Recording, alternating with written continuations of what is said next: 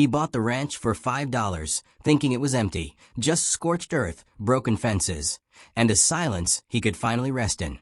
But the land wasn't abandoned. She was still there, living like a shadow in the woods, guarding secrets buried in blood and ash. He came looking for peace. What he found was a war not yet finished. And in the middle of it, a woman who refused to be forgotten, and a past that refused to stay buried. The ranch sat on the far end of a nowhere trail, where the dirt turned to gravel, and even the mapmaker's ink had given up. It wasn't much, a sagging fence, a house that looked like it had been struck by grief more than lightning, and wind that moved like it had nowhere better to be. The man who rode up had the kind of silence clinging to him that didn't come from lack of words, but too many unspoken. His horse limped from a long road. He did too.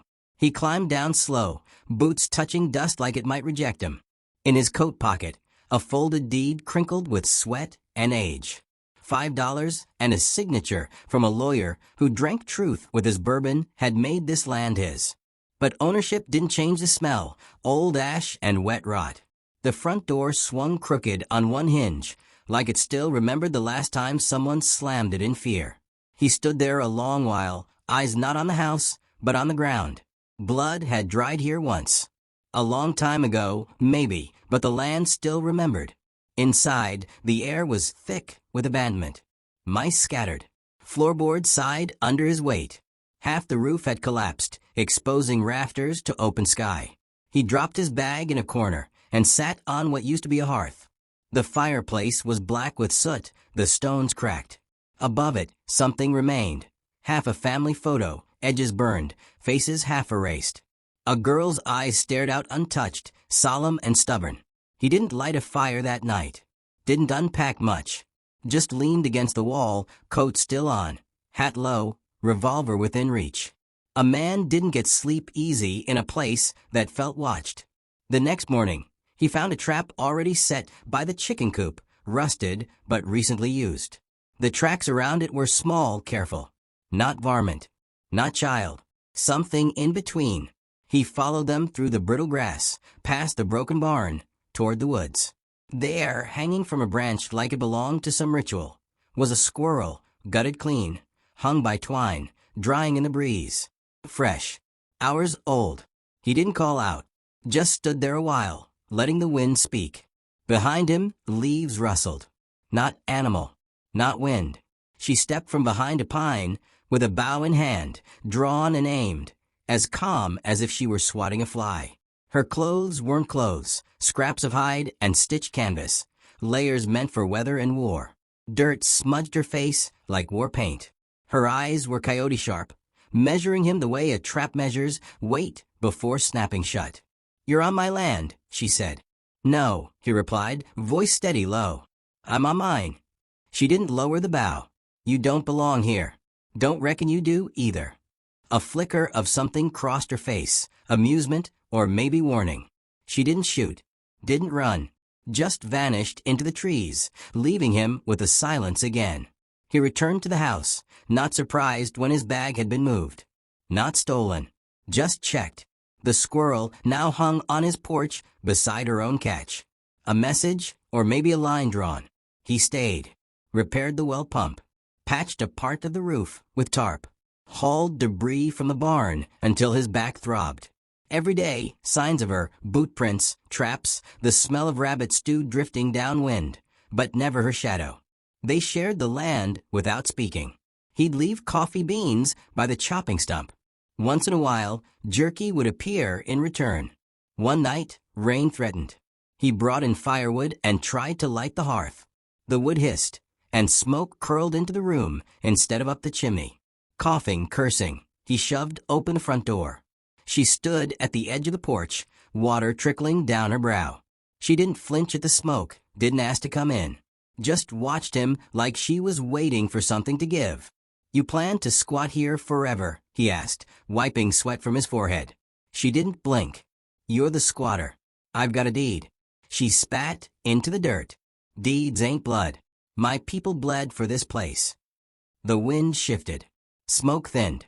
Their eyes locked like two dogs uncertain if they'd fight or run. "My father built that barn," she said finally, voice quieter now. My mother planted the orchard before men in coats came with fire. They thought killing meant owning. I stayed. They didn't. He nodded just once. Not in agreement, just acknowledgement. I'm not here to take it, he said. Just trying to stay breathing. She stared a moment longer, then turned and walked back into the trees, melting like shadow into the rain. That night, he found something behind the hearth. The stone was loose. He pried it free and found a hollow space inside. A bundle wrapped in hide. Inside that, old letters, dried flowers, a locket with a painted face, half rubbed away. And a knife. Not just any knife. Comanche make, blade honed so fine it whispered when drawn. He sat with it for a long time, tracing the lines of the locket, the blood-stained cloth still wrapped tight around the letters. Someone had hidden this not to save it, but to bury it. The next day, he placed the knife on the porch rail. No note, just offering it back. When he returned that evening, it was gone. In its place, smoked trout and a sprig of cedar. A truce. Not peace, but understanding. He didn't ask her name. She didn't ask his. They weren't ready to share that part. Names meant trust, and trust was a long road built on quiet and survival. But the land knew both of them now. Knew the way his boots landed heavy, how her breath stayed still for minutes while watching deer. Knew the scent of old gunpowder on his coat, the way she touched the soil before stepping into the house ruins like it was a church. The sun set red that night, the sky bleeding through clouds like a wound refusing to close. He watched it from the porch, sipping black coffee, listening to coyotes call across the hills. Somewhere out there, she moved through the trees like smoke. Still watching, still waiting. He didn't mind. Some ghosts you learn to live with. Some you offer coffee, others offer trout. And in the quiet between them, something old began to breathe again. Not forgiveness, not yet, but the shape of it, like a seed dropped in scorched soil, daring to root. The days turned colder. The leaves browned and curled, and frost began edging the windows at dawn. He found himself counting her silences like stars, some clear, some distant, some full of burning questions he'd never ask. She didn't vanish like he expected. She remained just out of reach. In the woods. In the wind. In the way the food on the porch began coming more regularly. Sometimes rabbit. Sometimes herbs he didn't know by name, but tasted like winter and something older than recipes. He fixed the porch steps with cedar boards, and one morning they were freshly stained. He hadn't done it. She had. She never knocked. Never crossed the doorframe. He respected the line. The nights brought dreams now, and not the quiet kind. He'd wake with sweat cooling fast on his chest, one hand reaching for a revolver he'd buried beneath his cot. The boy's face was always there. 15, maybe 16, holding his side where the bullet had torn clean through, calling him Pa with blood in his teeth. It hadn't been true, but the boy had said it like it was. And it stuck. On a gray afternoon, he found her by the river. Not by accident. She let him find her. She crouched over a hide, scraping it clean with the calm of someone raised on tasks no one else wanted. He stood upstream, not moving, not speaking. The water filled the space between them like glass. You dream loud, she said, not looking up. You watch close. Still no glance his way. This land's never been quiet. Your dreams just ride louder than most. He stepped into the shallows. Let the cold bite through his boots. You ever think about leaving? She scraped another line, clean and steady. What's the world out there got that wasn't taken from here first? That landed hard. He let the silence stretch again. I saw men hang for less than what was done to this place, he said. And men shake hand for worse. Now she looked at him. Her eyes were the color of river stone, worn smooth by time, but heavy. My family died for land that never forgot their names. But everyone else did. He didn't offer pity, just nodded like someone recognizing an old scar. He stepped out of the water and left her to her hide. That night, she left a tin cup of pine tea by his door, the kind that smelled like resin and memory. He drank it without question.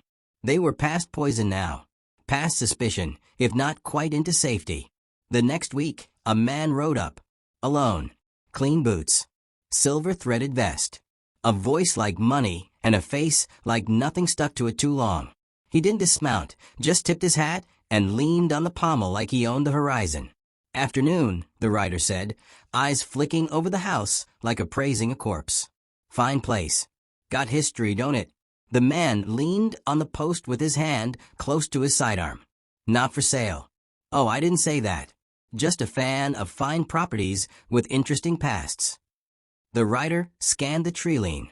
His eyes lingered a second too long on the edge of the orchard. The man tensed, thumb grazing his belt buckle. You seen any folks out here? Wanderers, squatters maybe? Girl about ya high. The rider gestured without looking.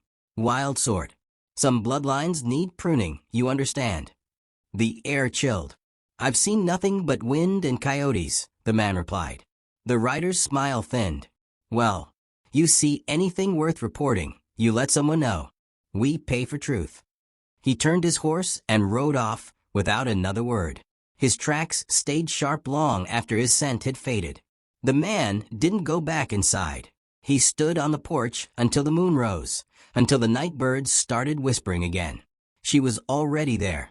You lied, she said softly, stepping out of the dark. He didn't flinch.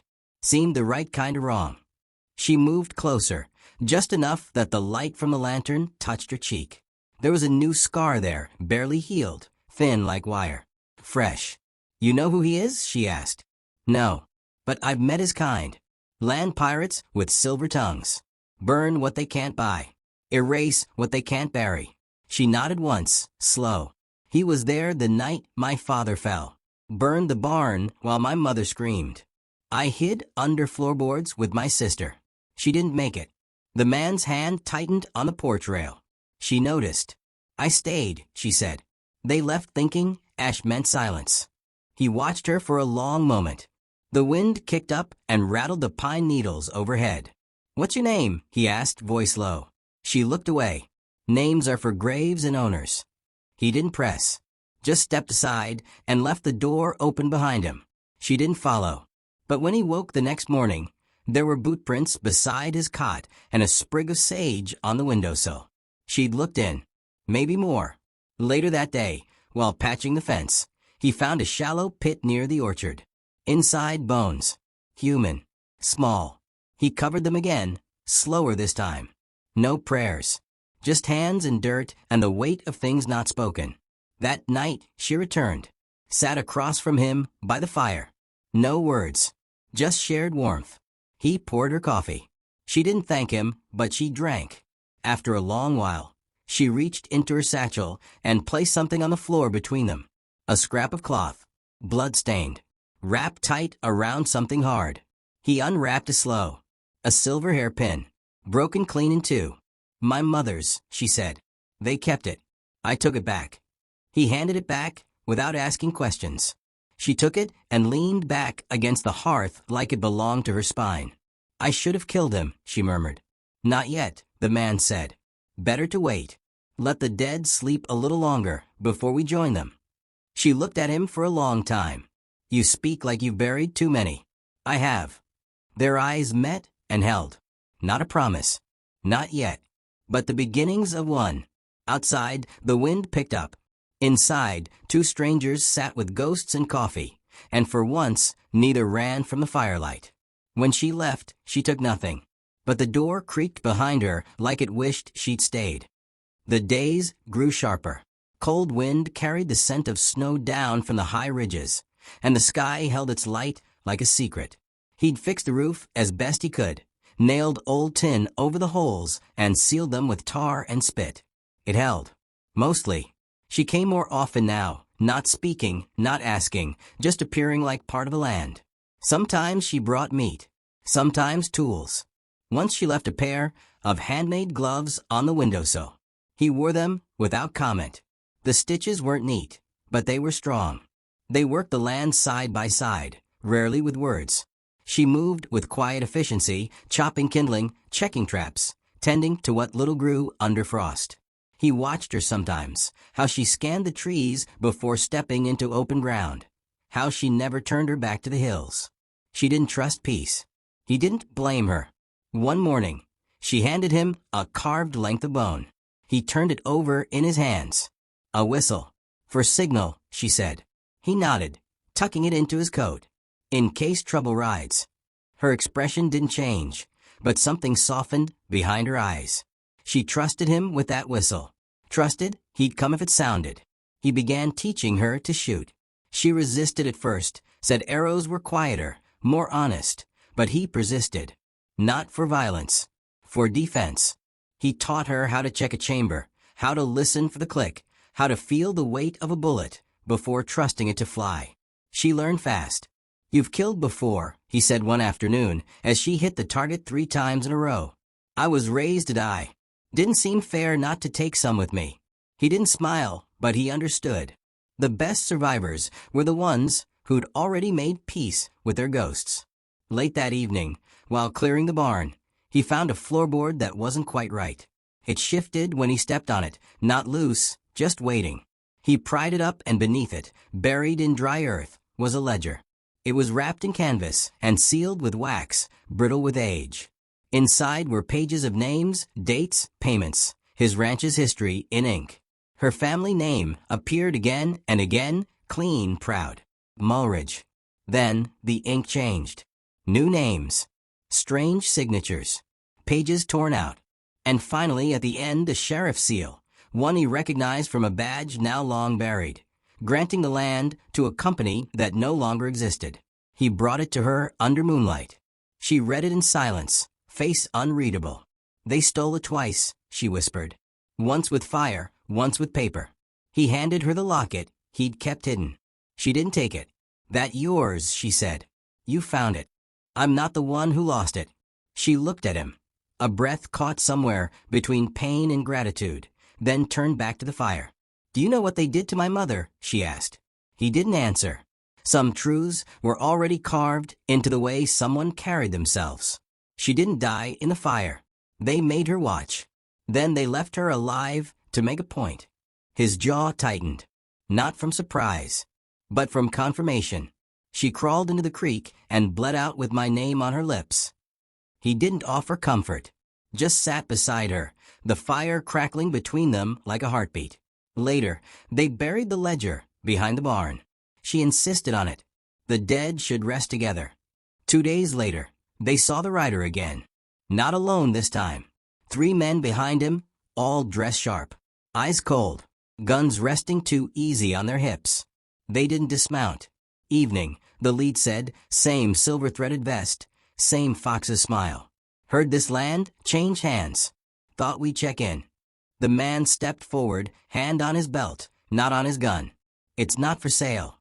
The rider chuckled. You say that like you have a choice. The woman stood behind the porch post, half in shadow, watching. You come to take it, the man asked. Only what was always ours. That ledger says different. The rider's smile vanished. You best be careful waving dead papers around, he said. Things buried have a way of staying that way, for good reason. The man didn't answer, just stared until the silence broke them apart. The riders turned and left. But the threat didn't ride with them. It stayed, hung heavy in the air like sulfur before lightning. That night, she knocked on his door. The first time. She didn't wait to be invited in. I killed a man once, she said. Not like before. Not with arrows. He listened. He found me by the river. Thought I was alone. Thought wrong. I buried him by the orchard. He didn't ask why she was telling him. I think there'll be more. There will. She nodded. I won't run. Neither will I. They sat in silence, side by side, as the wind howled through the chimney and the fire dimmed low.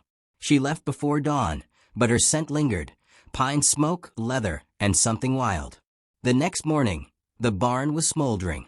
He woke to the smell and the crackle and the sound of hoofbeats thundering away. He ran out with water, too late. The barn collapsed in a heap of sparks and blackened beams. He dropped to his knees. Not because of the building, but what had been inside, tools, food, the ledger. Gone. She appeared beside him like smoke. Eyes wet, fists clenched. They said nothing. The land had spoken. She reached into her coat and held up the whistle. I saw one of them watching from the ridge. I didn't blow it. I thought I could scare him. He took it gently, closed her fingers around it. Next time. Her jaw set. There will be. Together, they began gathering what hadn't burned. Preparing. Not for justice. For survival. Because they both knew what was coming. And this time, neither would be hiding under floorboards. The hills were quiet that morning. Too quiet. The kind of silence that sat heavy on the shoulders, pressing down on breath and bone. He stood on the porch with a rifle across his chest, watching the horizon where the sun was rising slow behind a line of black dots on horseback. 6 riders. All of them dressed like law never touched their skin. He didn't speak, just turned, stepped inside, and met her eyes across the room. She already had the bow slung across her shoulder, a knife tucked at her hip, hair braided back tight. No fear, just focus. They're here, he said. She nodded once and walked past him, out the door, into the cold light. She didn't run. She didn't hide. She'd made that choice days ago, when the barn burned and the wind carried her past back to the surface. They worked in silence, moving like they'd practiced this a dozen times, because they had. He'd dug trenches just beyond the porch, angled for cover. She'd placed traps near the fence posts, not for catching, but for tripping. They had 2 rifles, a bow, a revolver with 5 rounds, and no illusions. He lit a fire in the front yard. Let the smoke climb high into the morning sky. A signal. A challenge. The riders came slow, like wolves testing a wounded deer. The one in the silver-threaded vest led them. Same smile, same cold eyes. He didn't dismount. He never did. Some men believed sitting higher made them untouchable. You had your chance to walk away, he called out. Should have taken it. The man rested his rifle across his saddle horn. I never walk from what's already mine. The woman stepped forward. You never owned anything here but ash. The silver man's eyes landed on her. There's the mongrel girl. You look like your mother. She screamed prettier than you talk. No warning. No pause. Her arrow flew fast and hard, whistling through the wind and catching the man beside him clean in the throat. He tumbled from his horse without a sound. The land exploded. Gunfire cracked the air. He dropped behind the trench and fired twice, hitting a man square in the gut. Horses screamed, reared, bucked. One rider made it to the porch, then hit a tripwire and slammed into the steps, stunned. She finished him with a blade to the chest, face unreadable. 2 more circled wide. The silver man barked orders, fury finally showing on his polished face. He raised his rifle, aimed for her and fired. She ducked behind the chimney, just in time. Brick cracked behind her, dust filling the air. The man on the porch bled from a gash on his arm, but kept firing. Hit one horse, sent the rider crashing into a fence post. The other he tracked through the trees and caught with his final bullet. Then silence again. The silver man dismounted now, teeth bared. He walked forward, gun low, deliberate. He knew they were out of rounds. Come out, he shouted. I'll make it quick if you do. No one moved. He stepped past the fire pit, past the trench, toward the doorway. She rose from a side, bow drawn, and let the arrow fly. He turned just in time for it to hit the revolver from his hand, sending it spinning into the dirt. He lunged toward her. They crashed into the ground, rolled, fought like animals. Dust choked the space between them. He had the weight, the strength. She had rage and memory. She bit his ear, clawed his face, kicked his knee. But he pinned her, pulled a knife from his boot, and raised it high. Then the man was there. He tackled the silver bastard from behind, dragging him off her. They fought, brutal and close, fists and elbows and blood. No rules. Just breath and bone and fury. The knife came down. The man caught the wrist, but barely. It scraped his shoulder, tore cloth and skin. He headbutted the rider, who staggered back, dazed. She grabbed the revolver from the dirt. The silver man looked up, just in time to see her pull the trigger. Click. She tried again. Click. He laughed. Empty, he said, staggering to his feet. You should have stayed under the floorboards, girl. Then her hand reached into her coat and pulled the bone whistle.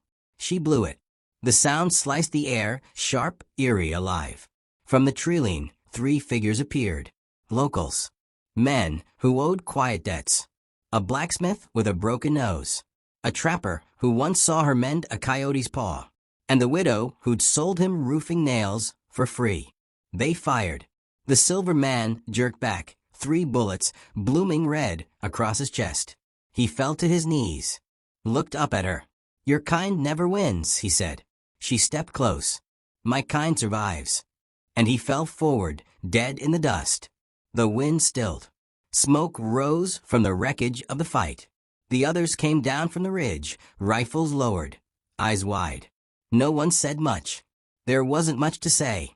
The man leaned against the post, bleeding, breathing, watching her. "You all right?" he asked. She looked around at the bodies, at the blood in the soil, at the fire still smoldering where the barn used to be. "I will be." He smiled, small and tired. "You still planning to stay?" She met his gaze, fierce and quiet. "It's not a plan anymore. It's a fact." They spent the rest of the day digging graves. No headstones, just rocks and silence. She marked one with a circle of bones. The man who tried to sell her mother's pain like it was currency. A warning now. A memorial too. When it was done, they sat by the fire, wrapped in quiet. She pulled the ledger from her satchel, scorched but not destroyed. "You saved it," he said. "Had to. The dead don't speak unless someone keeps their name alive." She walked to the barn ruins and placed the book in a metal tin. Buried it near the roots of the oldest tree. Then she carved the name into the barn beam, still standing upright. Mulridge. No title. No apology. Just the name. He watched her a long time. "I never asked your name," he said. She turned, a wry twist to her mouth. "You never needed to. But I'd like to know it now." She stepped closer, eyes soft and blazing all at once. "Call me what you like," she said. "Just don't forget me." He smiled. "I won't." As night fell, they shared coffee on the porch, shoulders touching, neither flinching. "I bought this land for $5, he said, voice low. She looked at him sideways. "You think it was worth it?" He stared at the hills, the graves, the firelight dancing on her cheek. "I think it bought me everything I didn't know I needed." And in the hush that followed, the land finally exhaled.